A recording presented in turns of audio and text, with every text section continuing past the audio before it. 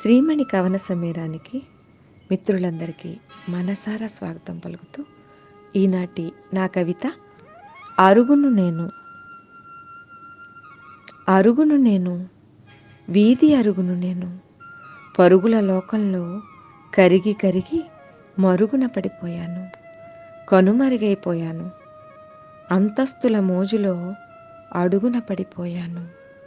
అసలు నేను ఊరుమ్మడి చుట్టాన్ని, ఊరు మంచి కోరేదాన్ని, ఓరడింపునిచ్చేదాన్ని, ఊసులాలకించేదాన్ని, ఊ కొట్టేదాన్ని, ఊళ్ళోకొచ్చినదెవరైనా కూర్చోమంటూనే కుశలమడిగేదాన్ని.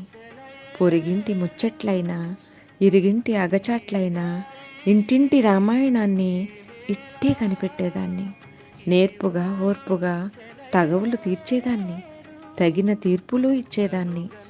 ఎవరి బాధలెన్నైనా, ఏ వేదనలున్నా ఓర్పుగా ఆలకించి ఓదార్పునందించేదాన్ని.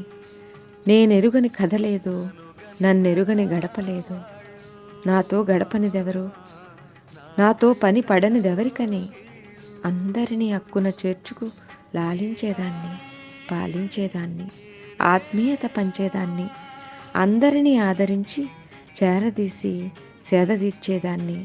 అసలు నేను అచ్చం అమ్మలాంటిదాన్ని.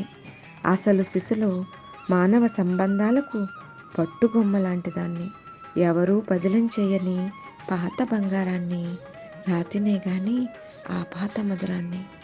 నా విలువను గుర్తించలేని మీకై నిన్నటి జ్ఞాపకంగా, నిన్నటి మీ జ్ఞాపకంగా మిగిలిపోతున్న, ఉరుకుల పరుగులతో ఉక్కిరి బిక్కిరవుతున్న నా బిడ్డల జీవన గమనం చూసి బీటలు ఆరి పగిలిపోతున్నా.